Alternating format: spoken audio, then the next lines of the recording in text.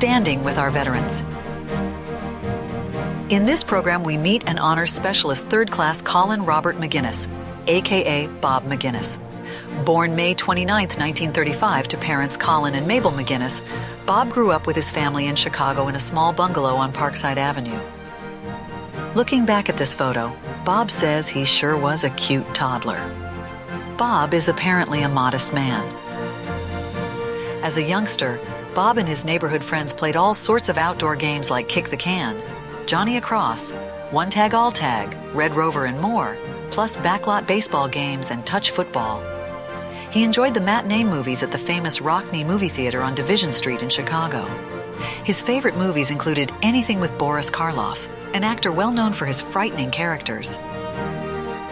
In the winter months, you would still find Bob busy with outdoor mischief like skitching. That's where you held on to a moving car's rear bumper as it traveled through the snow-covered streets, literally skiing in your boots or on a board. World War II shook the world and Bob's life. He wasn't yet a teenager, but he did join in the war effort by becoming a member of the American Youth Reserve. They met often and role-played with wooden rifles. The war impacted everyone, even in the suburbs of Chicago, where the local civil defense squad would initiate home blackouts.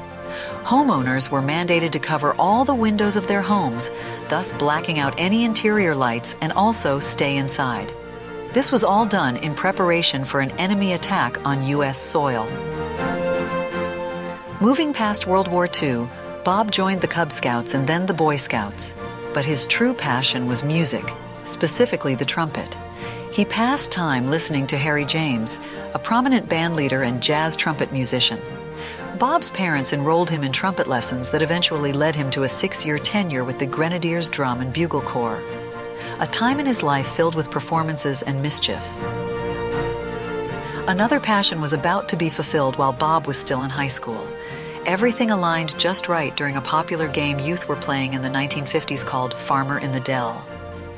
Bob had his eyes on a young lady also involved in the game, so he chose the role of the farmer and picked a blonde gal named Barbara Clancy to be the farmer's wife. Now, over 65 years later, the farmer and his gal Barbara are still in the harvest of happily ever after. Ladies and gentlemen, let's get to know Specialist Third Class Colin Robert Maginnis, U.S. Army retired. Well, I was born and raised on the west side of Chicago, and I have to say that I had a great childhood. Living in Chicago, it was a wonderful time. It was in the late 30s and 40s and 50s it was.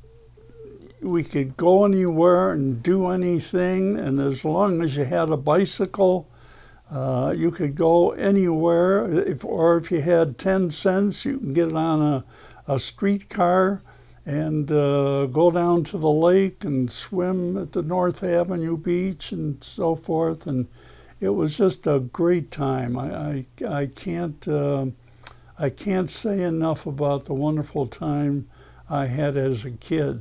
I graduated from high school in 1954 on the west side of Chicago, went to Austin High School. Was in my senior year, I met the love of my life, Barbara Clancy, and we've been together ever since. Now her name is Barb Maginnis. I was sworn into the Army in May 1955. We got on a bus and went to Fort Leonard Wood and spent a couple of days there for assignment. And so I had no idea what was coming next, and all of a sudden I was on a bus going to Fort Knox, Kentucky. Started up the 3rd Armored Division, which had been shut down for a number of years since World War II. The idea was to have the 3rd Armored Division replace the 22nd Infantry Division in Germany. Instead of going into a basic training situation, I was part of the 3rd Armored Division, 2nd Tank Battalion, Company C, and depending on my my alphabet, they went down and said, you're a driver, you're a gunner, you're an assistant driver, you're a loader, and I ended up to be a tank driver. So within 2 weeks of being in the Army, I was driving a tank. So where was the basic training? Well, there wasn't any. Operating this tank, it didn't take long for me to learn how to do it. And in the evening, we would do basic training things. Or we would go out and we did the gas mask deal where we went into a hut and they and they opened up gas and we had to put our gas mask on and get out, which is part of basic training. We also did the live fire 45 caliber machine gun fire, where we would crawl on our hands and knees under barbed wire. Oh, and we learned how to take apart and put together an M1 rifle, and we got out onto the firing range to fire the M1s. So that was basically all the basic training that we had. Well, we knew that we were getting ready to go over to Germany within a year, and so we were doing a lot of maneuvers. One evening, we went on a road march in our tanks. We were all buttoned up. We had our prisms that we would be looking through, and all of a sudden, I had a panic attack. I have claustrophobia. I stopped the tank, threw open the hatch, and jumped out of the tank. Luckily, we were in single file because I jumped off. I stopped the tank and jumped off. That's the last time I was ever in a tank. After having my episode of claustrophobia, our company commander called me into his office one day and he said, Bob, or Private Maginnis, you've got your choice. You can either go overseas with us or we'll get you reassigned here. But we can't have you be in a combat unit. I said, I'd rather go overseas with the guys I had been with for almost a year. So I did go overseas, and it was quite a movement. The train came into our Fort Knox area.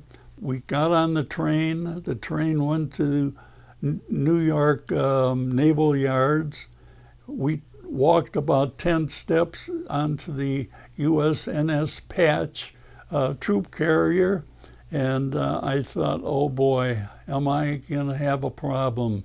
Because sometime earlier, I had gone out on off of Miami Beach fishing, and it didn't, within a half hour of being out there, I got deathly sick. So I'm thinking I'm going to go across the ocean now, and it's going to take 7 days or so to get to Germany. And it ended up like, it was like going across Lake Michigan in the summer. We never had a storm, we never had anything, and I ate every meal and never got sick, and it was just a wonderful trip going over there. 1956, about May of 56, May or June, Barb flew over, and we lived on what they called the economy. We lived with a German family in their house in Bad Nauheim. And then I got my reassignment shortly after Barb came over, and I was transferred to the 7th Army headquarters in Stuttgart, Germany. So I was in this group, a small group. I was in an office with a commander, 3 majors, and a lieutenant, and a top sergeant. And it was my job at that time to put together and file all the accident reports that these officers were putting together for helicopter and fixed-wing accidents that were happening in Germany during that particular time. So I had to get a secret clearance, which took a couple of weeks, and so at that time I was the clerk in that 7th Army aviation section. About that time, the Hungarian Revolution took place. And so we were alerted. We had to go into the field and set up our tents and so forth to be ready for anything that might happen during this revolution with the Russians. And nothing came of it finally, and so we came out of the field and went back to our regular daily routine. Well, one of the things that you find in the military service is that you've lost all your freedom, and you have to understand that. You're not an individual anymore. You're part of a group. And that's something that some people just have a terrible problem with.